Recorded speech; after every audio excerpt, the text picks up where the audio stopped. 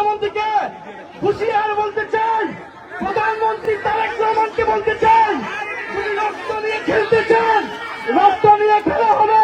আজকের এই ককটেল বিস্ফোরণ, বোমা বিস্ফোরণ প্রশাসনের সহায়তায় হয়েছে।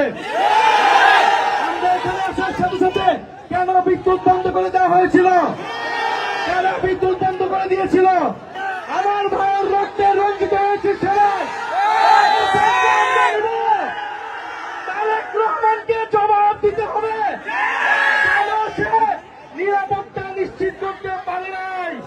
সালাউদ্দিন সাহেবকে জবাব দিতে হবে, কেন সে নিরাপত্তা নিশ্চিত করতে পারে নাই।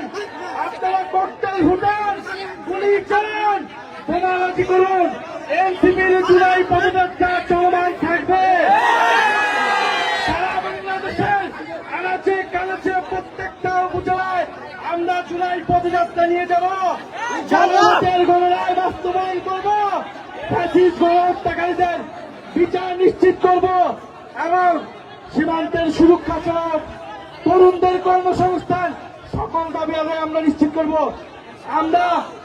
আমরা হুঁশিয়ারি দিতে চাই, এই সবার যারা দায়িত্বরত রয়েছে, পুলিশ প্রশাসন, ডিসি, কেন বিদ্যুৎ অফ হয়ে গেল, কিভাবে ককটেল বিস্ফোরণ হলো, এইখানকার যে এমপি, সে কি করে, সে কি নিরাপত্তা নিশ্চিত করেছে এলাকাবাসী, সেই এমপিকে জবাব দিতে হবে। জীবন দেবে, রাজপথ থেকে আমাদেরকে সরাতে পারবে না। আজকে আমাদের এখান থেকে আমাদের কয়েকজন ভাই গুরুতর আহত হয়েছে, আমরা এর বিচার চাই। যদি দ্রুত সময়ের মধ্যে এই তদন্ত এবং বিচার নিশ্চিত না করা হয়, তাহলে এইখানকার স্থানীয় প্রশাসন এবং এমপি তাকে জবাবদিহিতার আওতায় আমরা ইনশাআল্লাহ এবং এনসিপির পদযাত্রা চলমান থাকবে।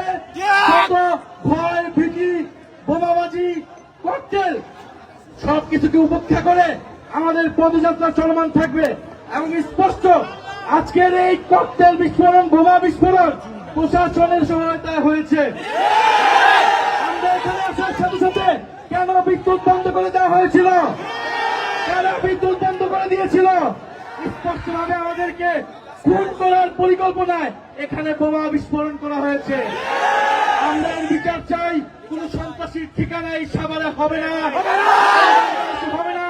যারা গণহত্যাকারীদেরকে প্রশ্রয় দিবে, যারা সন্ত্রাস চাঁদাবাজি খুনিদেরকে প্রশ্রয় দিবে, যারা দুর্নীতিবাজকে প্রশ্রয় দিবে, তাদের পরিণতি ফ্যাসিস্ট আওয়ামী লীগের মতো হবে।